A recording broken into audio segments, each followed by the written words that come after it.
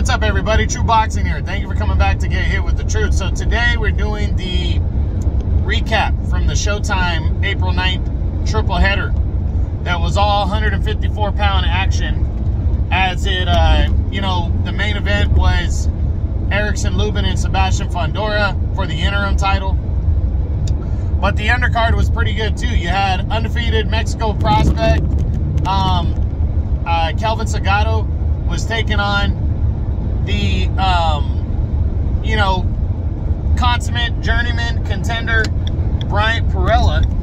And the veteran Perella, a lot of people thought he won the fight. It was solid action. They were going at it, but when the judges came back after 10 rounds, Perella walked away with the fight was declared a draw, and neither guy got his hand raised. But I don't think, as long as Perella still stays banging in the division, and is not losing fights, or he's not losing by much, it could earn him a top 10 spot, especially when we discuss what happened in the next fight with Tony Harrison, who Perella fought to a draw with last year. That's definitely going to raise his stock. So, a good performance out of Perella. Came up a little short because of the draw, but he didn't lose the fight. And Salgado, obviously, he needs more work to prove himself. So we'll see what happens there. But that's what I got on him. Now, we're going to look at the next fighter, or the next fight, the co-feature, that was former world champion Tony Harrison battling contender Sergio Garcia. And, I really believed Garcia was going to beat Tony Harrison. Garcia really gave Sebastian Fundora hell in their fight back in December. And I thought Garcia was going to come in here and just put it on Tony Harrison.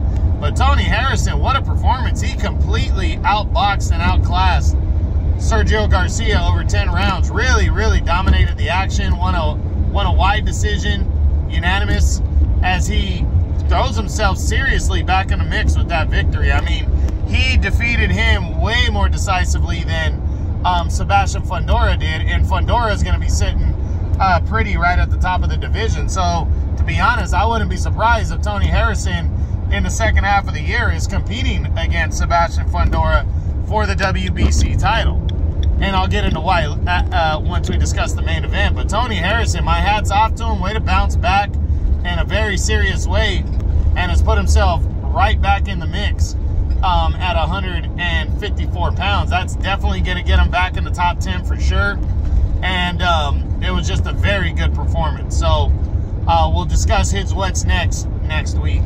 Sergio Garcia, though, tough loss right there. He had said if he lost another fight, that might be it for him. He might retire. And he got dominated. So we'll see, because he has other stuff going on outside of boxing that he can focus on. We'll see if that's what he decides to do. But tough loss for Sergio Garcia, really was. I hope he can bounce back. And now the main event. Lubin and Sebastian Fundora, fight of the year candidate already. I picked Lubin to score a late knockout, and he almost had it. He put Fundora down late in the fight, but Fundora caught him clean in the second round and put Lubin down. And from there, it was kind of a firefight. They were going back and forth trading, but Lubin was winning the fight heading into that 9th round. He was just worn out. The uppercuts by Sebastian Fundora were just relentless. He continued to throw them all night, and from his height and with his wingspan, he was just murdering Lubin with those. And if you saw Lubin's face after the fight, he was beat to shit. I mean, he really got beat up in that fight. I'm surprised he made it as far as he did, and I'm surprised that he put Fundora down in I believe it was the 7th round or something like that, and really had Fundora hurt. But Fundora weathered the storm, continued to throw the big shots, and he stops Lubin to, remain undefeated and push forward now, and is now the WBC interim champion. And we're going to discuss his what's next week, but Sebastian Fundora, really, he could very easily become world champion before he even has his next fight. So, given the fact that the winner of Charlo Castaño is going to have to fight him, they might not want to fight him. They might pass on that fight and move on to something else. And Fundora might get upgraded to full champion. So we'll see. But a great performance out of him. Fundora really throws himself like right at number 3 now with that victory. And Erickson Lubin, a tough loss. We're going to see how he can bounce back and what his injuries are. We'll discuss that more into detail. But I'm hoping he can bounce back because that was really a tough defeat. And, you know, I was really saddened to see him get it put on him like that because he really got hurt seemingly. And he did such a great job that it was really sad to see that.